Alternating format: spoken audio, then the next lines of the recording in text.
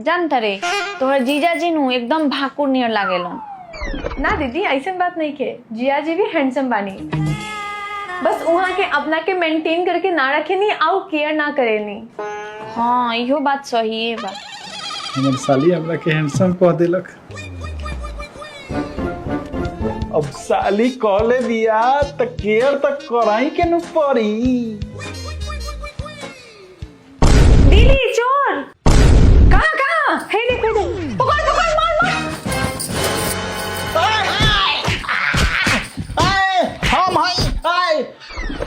हम केयर करो तनी स्क्रीन के। ज्यादा तबीयत खराब बा का होता हार?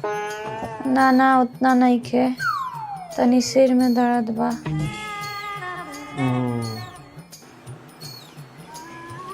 लागता कि सूत कैली।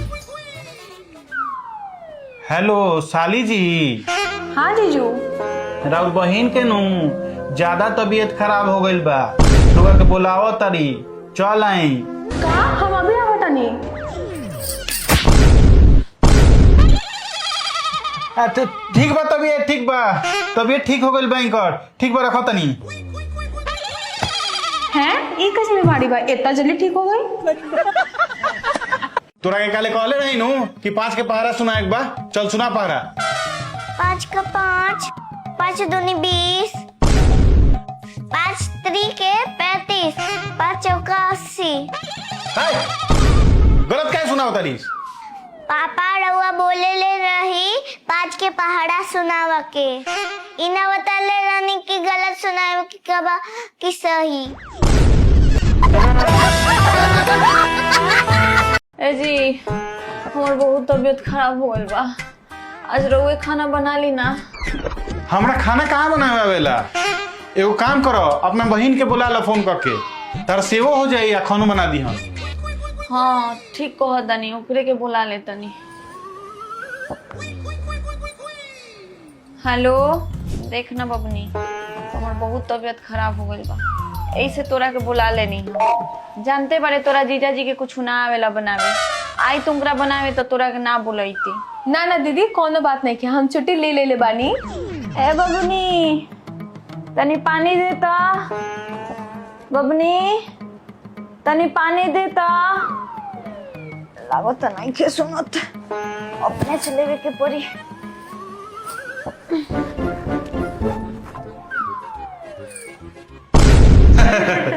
हमरा से स्पीड में आलू केहू ना छिल पावेला, एकदम हम कच कच कच कच कच कच आलू छिल देवे नहीं। आज जब हम कॉलेज में रही नू तो आलू तो हम इतना स्वादिष्ट बनाई कि लोग हाथ चट चट के खात रहे, अंगुरी छोड़ दी। लेकिन दीदी तो कहत रही रहो खाना बनावे ना आवेला। अरे उनका से तो हम झूठ बोलनी है, झूठ बोलनी है तबे न लोग एजवा नहीं है। अब लोग आगे में तो हम मन लगा था, कितना अच्छा लगा था हमरा।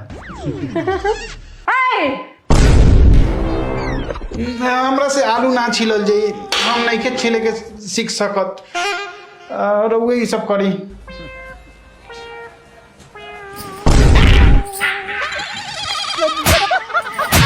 साली साहिबा रो ट्रांसलेशन आवेला? हाँ जीजू आवेला। तनी बताई तो, आई लव यू के मतलब का होला? मैं तुमसे प्यार करती हूँ। बबुनी एगो आउटलाइन के ट्रांसलेट करके उनकरा के बताओ तो। का दीदी? Stay in your limits, otherwise I will hit you विद द रोलिंग पिन। जिया जी का मतलब अकेला हाथ में रहा ना तो बेलना से पिटाइबा। हो जाए के बाद दीदी अभी राखी बनवावे, साड़ी बता दो ना, गिफ्ट ले जाए। हमरा भी कहाँ साड़ी बा, कोई को खरीद के देनी है, आगे नहीं मांगे, जाए 500 रुपया दे दे हम। हो तू नानू दिलू हो साड़ी, है देखो अपना बहिन ला 6000 के साड़ी खरीद ले। ना हम 6000 के साड़ी ना देवे देम, अभी कुछ करो तनी। 6000 के साड़ी देम? हाँ हमरा याद आ गइल बा, हमरा भी साड़ी बा, उहे ले जाके दी। एली दीदी 6000 के साड़ी तो हम ही पहनम, देखी कैसन साड़ी बा।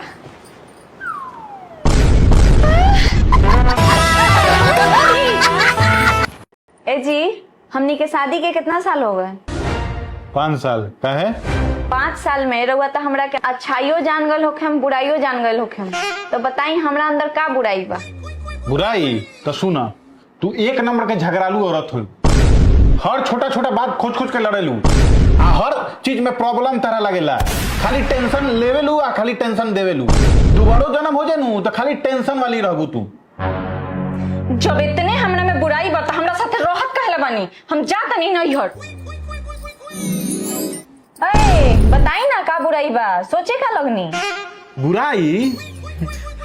तारा अंदर बुराई? तू तो अच्छाई के मूरत बारू, अच्छाई के मूरत। दुनिया के सबसे महान के तू, दुनिया में सबसे अच्छा के तू, दुनिया में सबसे सुंदर के तू, दुनिया में सबसे व्यवहारिक के तू। अब मेरी इतनी भी तारीफ मत करो। हेलो माई, प्रणाम। खुश रहो। और खाना पीना हो गए?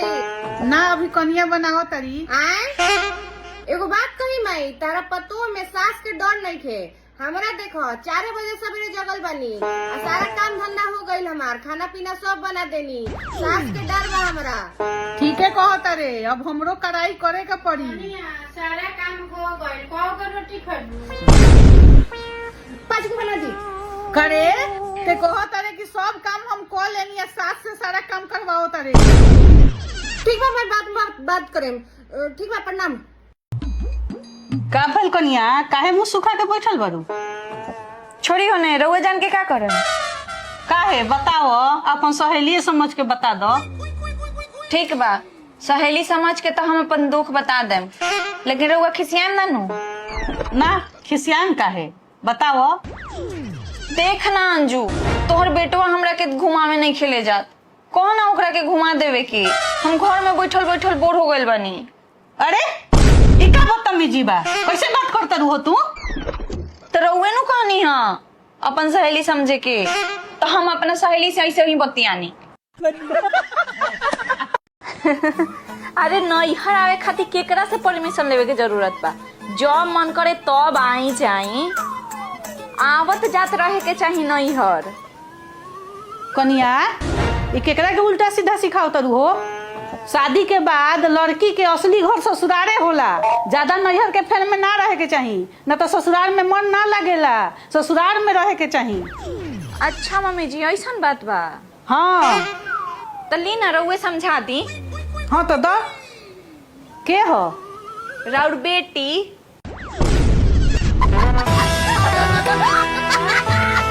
हेलो भैया। हाँ दीदी। एबेर हम तहला 5000 के राखी भेजले बानी। सासू का?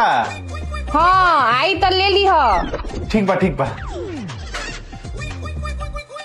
वाह, हमार बहन कितना अच्छा बिया, हमरा के कितना माने ले। सर आपका पार्सल है। Thank you. सर पेमेंट नहीं हुआ है, पेमेंट कैश ऑन डिलीवरी है। सर QR कोड, इस पे पेमेंट कर दीजिए। हो गई। Hello hello. हाँ दीदी, हम तोरा लानू 10,000 रुपया के गिफ्ट भेज दिले बनी, आई तो ले ली है। 10,000 के गिफ्ट? ठीक बा ले लेम। अब पता चली। अरे वाह, हाँ भाई हमरा ला 10,000 रुपए के गिफ्ट भेजले बा। लागत है कि आ गई। हेलो मैम, आपका पार्सल है। Thank you. Excuse me ma'am, payment? Payment? हाँ मैम, कैश ऑन डिलीवरी है। मैम पेमेंट कर दीजिए।